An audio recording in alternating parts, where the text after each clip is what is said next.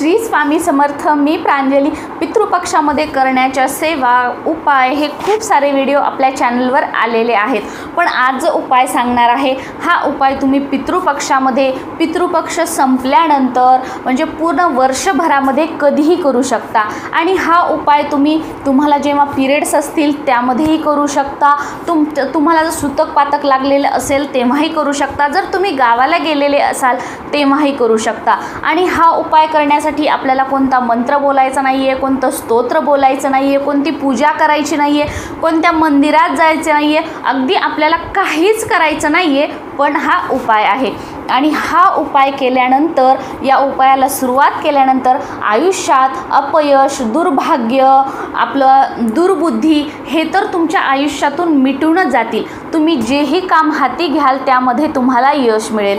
हा जो उपाय आहे आपण आपल्या परिवारासाठी करू शकतो। म्हणजे घरातील एका जरी व्यक्तीने या उपायाला सुरुवात केली ना, तर ह्या उपायाने आपलं पूर्ण परिवार, आपला पूर्ण कुटुंब म्हणजे येणाऱ्या प्रत्येक दुःखातून, संकटातून तारून निघेल। बघा, आयुष्य म्हटलं की सुख आलं आणि सुखामागून दुःख आलं आणि दुःखामागून सुख आलं। तर जेव्हा आपल्या आयुष्यामध्ये संकट अडचणी येतील तर त्यावेळेला म्हणजे बाहेर निघण्याचा अगदी सहजासहजी मार्ग आपल्याला मिळेल। आपले जे पित्र आहेत, आपल्या पित्रांचा जो आशीर्वाद आहे तो आपल्याला अगदी अलगदपणे त्या संकटातून, त्या अडचणीतून बाहेर निघण्याचा मार्ग दाखवेल। इतर वेळी बघा काय होतं, संकट अडचणी आपल्या आयुष्यामध्ये येतात पण आपण त्यामध्ये गुरफटून जातो, त्यातून बाहेर निघण्याचा आपल्याला मार्ग मिळत नाही।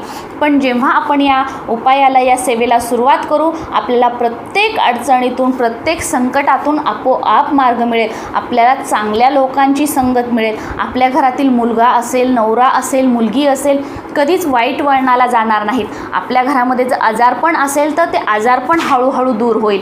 कोर्ट कचेऱ्या, दवाखाना हे जर आपल्या परिवाराच्या मागे लागलेलं असेल, सगळा म्हणजे आलेला पैसा या सगळ्या गोष्टींमध्ये जात असेल तर तो आपला पैसा वायफट जाणं बंद होईल। पैसा टिकायला लागेल, पैशाला पैसा लागेल। आणि सर्वात महत्त्वाचं, घरामध्ये आपल्या परिवारामध्ये प्रेम राहील, एकमेकांबद्दल आदर राहील।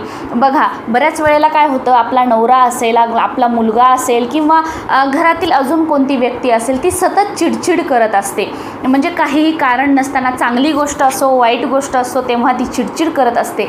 तर या सेवेला सुरुवात केल्यानंतर आपल्या घरात जर तशी एखादी व्यक्ती असेल तर त्या व्यक्तीची चिडचिडसुद्धा बंद होईल। मग एकंदरीतच काय, आपलं आयुष्य म्हणजे सुंदर, सुखमय, म्हणजे आपल्या आयुष्यामध्ये सुख, समृद्धी, संतती, संपत्ती या सर्वांची भरभराट होईल। आणि हे कशामुळे होईल, ते आपल्या पित्रांच्या आशीर्वादामुळे। कारण आपल्या सर्वांना माहीतच असेल, जेवढी आपल्याला आपल्या कुलदेवतेची सेवा करणं महत्त्वाचं आहे, तेवढीच सेवा आपल्या पित्रांची करणंसुद्धा महत्त्वाचं आहे।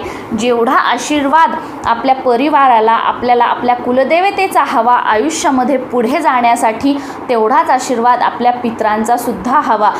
बघा, आपल्याजवळ हे जे वैभव आहे, जे ऐश्वर आहे, कारण बघा आपण म्हणतो आम्हाला वडिलोपार्जित शेत आहे, आम्हाला वडिलोपार्जित घर आहे, हे कोणामुळे आहे, हे आपल्या पित्रांमुळे आहे। त्यामुळे आपण आपल्या पित्रांबद्दल कृतज्ञता व्यक्त करायला हवी। पण आपल्या या डे टू डे लाईफमध्ये, आपल्या बिझी स्केड्यूलमुळे आपण आपलं म्हणजे पित्रांची सेवा तर सोडा, आपल्याला त्यांचं स्मरणही करणं होत नाही। म्हणून या पितृपक्षात असू देत, पितृपक्ष संपल्यानंतर असू देत, वर्षभरात कधीही आजची जी सेवा आहे ती तुम्ही करू शकता। आणि या सेवेने नक्कीच तुमचे पित्र तृप्त होतील आणि भरभरून तुम्हाला आशीर्वाद देतील। आणि तुमच्या आयुष्यामध्ये जे अडचणी, संकट आहेत, या सर्वांचा नाश करून तुम्हाला सौभाग्य प्राप्त करून देतील आणि तुम्हाला आयुष्यामध्ये पुढे जाण्यासाठी योग्य तो मार्ग दाखवतील। तर आपल्याला करायचं काय आहे, ही सेवा करण्यासाठी आपल्याला फक्त हवा एक डब्बा। तुम्ही काचेची बॉटल घेऊ शकता, प्लास्टिकचा डब्बा घेऊ शकता, स्टीलचा डब्बा घेऊ शकता, म्हणजे तुम्ही काहीही घेऊ शकता, पण आपल्याला झाकणाचा एखादा डब्बा हवा। आणि रोज सकाळी अंघोळ झाल्यानंतर कोणत्याही दिवसापासून दिवसभरात कधीही, पण सकाळी आपली आंघोळ झाली आणि त्यानंतर जर आपण हा उपाय केला तर अतिउत्तम. सकाळी आंघोळ झाली की काय करायचं, तुमची जेवढं म्हणजे रोज आपण कमीत कमी 11 रुपये तरी घ्यायला हवेत किंवा किमान 5 रुपये तरी घ्यायला हवेत, ठीक आहे. पण तुम्हाला शक्यच नसेल तर रोज तुम्ही किमान 1 रुपया घ्यायचा आहे. रोज 1 रुपया किंवा रोज 5 रुपये किंवा रोज 11 रुपये किंवा तुम्ही सक्षम असाल तर रोज 100 रुपये, 10 रुपये, 21 रुपये, 51 रुपये, कितीही रुपये आपल्याला पण रोज घ्यायचे आहेत. हे 41 दिवस घ्यायचे आहेत. ही जी सेवा आहे ही 41 दिवसांची आहे आणि तुम्ही या पितृपंधरवाड्यात जरी ही सेवा कोणत्याही दिवशी सुरू केली तर आपल्याला पुढे ती 41 दिवस करायची आहे. किंवा तुम्ही कोणत्याही महिन्यामध्ये सुरू केली, कोणत्याही दिवशी सुरू केली तर तिथून पुढे तुम्हाला 41 दिवस ही सेवा करायची आहे.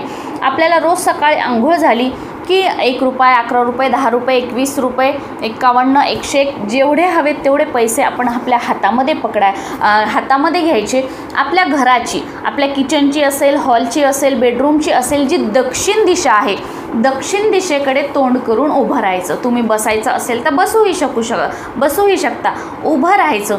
आपल्या पितरांचं स्मरण करायचं. आपल्या पितरांची जर तुम्हाला नावं माहीत असतील तर त्यांचं नावं घेऊन स्मरण करायचं. आपल्याकडून कळत न कळत जर काही चुका झाल्या असतील तर त्याबद्दल क्षमा माफी मागायची. त्यांच्याबद्दल कृतज्ञता व्यक्त करायची. कारण आपण जे हे वैभव बघत आहोत, आपल्याला ज्या वडिलोपार्जित गोष्टी आहेत त्या त्यांच्यामुळेच आहेत, म्हणून कृतज्ञता व्यक्त करायची. आणि आपल्या आयुष्यामध्ये ज्याही काही अडचणी आहेत, जेही काही प्रॉब्लेम्स आहेत ते सर्व तुमच्या आशीर्वादाने दूर व्हावेत. आम्हाला म्हणजे आपल्या परिवाराला योग्य मार्ग मिळावा, योग्य लोकांची संगत मिळावी, आपल्या घरातील सर्वांचे विचार म्हणजे चांगले व्हावेत, सर्वांना सुबुद्धी मिळावी. जे तुम्हाला काही हवं आहे ते आपल्या पितरांना स्मरून आपण आपल्या मनामध्ये बोलायचं आहे, त्यांना विनंती करायची आहे. आणि ते जे 1 रुपया असेल, 11, 21 जे काही रुपये असतील, तो जो आपण डब्बा घेतलेला आहे त्या डब्यामध्ये आपल्या पितरांच्या नावाने आपल्याला त्यामध्ये टाकायचे आहेत. आणि 41 दिवस रोज सकाळी अंघोळ झाली की आपल्याला त्यांचं स्मरण करायचं, क्षमा माफी मागायची, कृतज्ञता व्यक्त करायची. आपल्या आयुष्यामध्ये जेही काही प्रॉब्लेम्स आहेत ते दूर करण्यासाठी आणि आपलं जेही काही काम आहे ते होण्यासाठी विनंती करायची. आणि हे झाल्यानंतर ते जे पैसे आहेत ते त्या डब्यामध्ये टाकायचे. म्हणजेच काय, 41 दिवस रोज आपल्याला आपल्या पितरांच्या नावाने आपल्या कमाईतला अगदी 1 रुपया तरी बाजूला काढायचा आहे. आणि 41 दिवस झाल्यानंतर आता तुम्ही किती पैसे जमा करता याच्यावरती आहे की तुमचे पैसे किती जमा होतील. जेवढे पैसे जमा होतील ते तुम्ही आपल्या पितरांच्या नावाने, तुमचं जे कुलदैवत असेल तिथे गुप्तदान करू शकता. किंवा तुमच्या घराच्या आसपास जिथेही कुठे मंदिर असेल तिथे त्या मंदिरामध्ये तुम्ही गुप्तदान करू शकता. किंवा तुमच्या घराच्या आजूबाजूला जर कुठे गोशाळा असेल तर त्या गोशाळेमध्ये त्या गायींसाठी तुम्ही हिरवा चारा खरेदी करून तिथे दान करू शकता. किंवा तुम्ही एखाद्या वृद्ध आश्रममध्ये तुम्हाला जीही काही इच्छा असेल किंवा अजून त्यामध्ये पैसे टाकून तुम्हाला जर तिथे काही ब्लँकेट्स असतील, अजून काही वस्तू असतील दान करायच्या असतील त्या तुम्ही करू शकता. म्हणजे तुम्ही अगदी काहीही करू शकता. किंवा तुम्ही एखाद्या मंदिराच्या बाहेर बघा, गरीब लोक असतात किंवा सिग्नलवर असतात, त्यांना तुम्ही एका दिवशी म्हणजे एक वेळेचं अन्न देऊ शकता. किंवा तुम्ही अजून काही खायच्या वस्तू असतील तर ते देऊ शकता. पण ह्या सगळ्या गोष्टी आपल्याला आपल्या पितरांचं स्मरण करून आणि आपल्या पितरांच्या नावाने हे पैसे आपल्याला दान करायचे. आणि 41 दिवस झाल्यानंतर परत 4-5 दिवस सोडायचे. आणि तुम्हाला जर ही सेवा परत सुरू करायची असेल तर तुम्ही परत सुरू करू शकता. कारण ही 41 दिवसांची सायकल आहे. किंवा तुम्ही असंही सुरू करू शकता की बाबा कोणत्याही दिवशी सुरू केलं त्या दिवशीपासून तुम्ही अगदी वर्षभरापर्यंत कंटिन्यू ही सेवा करू शकता. आणि वर्षभरानंतर पैसे साचले तर सांगितल्याप्रमाणे तुम्हाला जसं हवं तसं करू शकता. पण कसं 41 दिवसांची सायकल केली की आपण या सेवेसाठी बनवली तर आपल्याला ते उपयुक्त ठरतो. किंवा तुम्ही तुमच्या मनावर 6 महिन्याची करू शकता, 1 वर्षाची, पण कमीत कमी 41 दिवस आपल्याला ही सेवा करायची आहे, आपल्या पितरांना स्मरून करायची आहे. या सेवेला सुरुवात केल्यानंतर तुम्हाला कधीही कोणत्याही कामामध्ये अपयश येणार नाही. तुमचं प्रत्येक कार्य पूर्ण होईल. तुमच्या घरातून म्हणजे इडापिडा, दुःख, दरिद्रता या सर्वांचा नाश होईल. तुम्ही जीही काही कमाई करत आहात त्याला बरकत लागेल, पैशाला पैसा लागेल. तुमच्या परिवारातील सर्वांचं आरोग्य उत्तम राहील. परिवारामध्ये सर्वांमध्ये म्हणजे आनंद राहील, एकमेकांबद्दल आदर निर्माण होईल. तुमच्या घरातील मुलगा असू देत, मुलगी असू देत, नवरा असू देत किंवा अजून कोणी असू देत, हे कोणीही वाईट वळणाला जाणार नाहीत आणि त्यांच्या मनामध्ये असे काही वाईट विचार आले तरीही तुमच्या पितरांच्या आशीर्वादाने त्यांच्या लक्षात येईल की माझ्यासाठी काय गोष्ट चांगली आहे, काय गोष्ट वाईट आहे. आणि आपल्या पितरांच्या आशीर्वादाने, आपल्या कुलदेवतेच्या आशीर्वादाने आपल्याला आयुष्यामध्ये योग्य मार्ग मिळेल आणि जेव्हा आपण योग्य मार्गावर चालतो तेव्हा नक्कीच आपल्याला आयुष्यामध्ये यश मिळतं, चांगले लोक मिळतात. आणि ह्या सर्व पितरांची सेवा करत असताना आपल्या कुलदेवतेचीही रोज जमेल तशी सेवा करा. एक वेळा तरी आपल्या कुलदेवतेचं नाव घ्या, कारण आपल्या आयुष्यामध्ये जेवढी आपल्याला पितृकृपेची गरज आहे तेवढीच आपल्याला आपल्या कुलदेवतेच्या कृपेचीही गरज असते.